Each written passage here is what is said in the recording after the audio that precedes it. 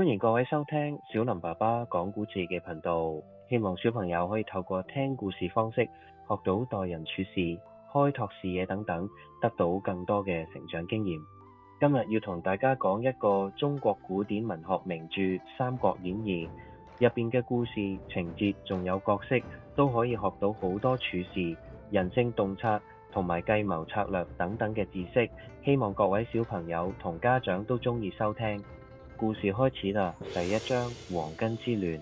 東漢末年，東漢王朝嘅最後幾個皇帝都係昏庸無能、親信宦官、疏遠忠臣，導致朝廷極度腐敗，百姓生活苦不堪言。就係因為呢個時勢，就出現咗一位人物張角，佢作咗一個古仔，聲稱曾遇見仙人，得到天書，學咗有效嘅治病方法，用符水或咒術治療。張角於是派出咗門徒，以傳播教義方式四方收徒。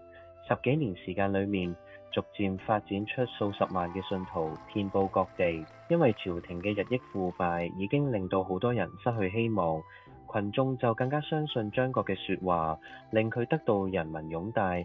此後就開始聚眾起義，組成地方勢力，推翻腐敗嘅東漢王朝，爆發咗大型農民起義黃巾之亂。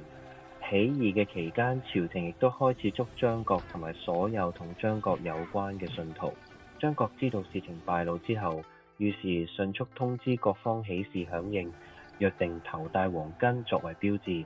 因此當時記人都會稱呼佢哋做黃巾賊。光和7年2月，張角自稱天公將軍，兩個弟弟張寶、張良分別自稱地公將軍同埋人公將軍，拉起咗黃巾起義嘅序幕。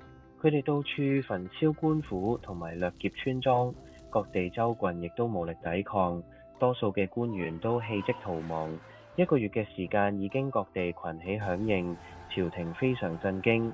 起事之後，朝廷派遣盧植討伐黃巾賊張角。盧植連戰連勝，斬殺及俘虜咗萬幾人，張角等人退守到廣中防守。盧植即築建起圍牆、挖掘壕溝同埋製作雲梯等等，眼見幾乎快要攻陷廣中。但呢個時候，盧植受到朝廷嘅宦官製造不實嘅罪狀同埋事實，最後盧植被押解回朝，並由董卓呢個宦官去接替。但董卓攻擊張角遲遲未能夠取勝，於是朝廷下令皇甫嵩一同負責討伐黃巾賊張角。而張角就差唔多係呢個時間裏邊因病去世。佢死後不久，朝廷繼皇甫嵩同黃巾賊張良就係廣中大戰之後，黃巾賊張良大敗，當場陣亡，失去領頭人物嘅黃巾之亂亦因此陷入各方單打獨鬥，最後就俾東漢朝廷順利平定。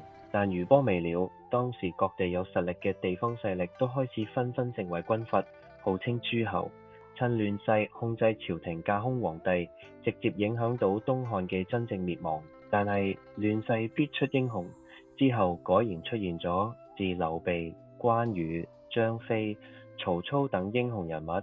想知道事情之後點樣發展，記得訂閱同埋按一下個鐘仔，咁樣下次一出新片就會通知你㗎喇。多謝各位，我哋下條片見，拜拜。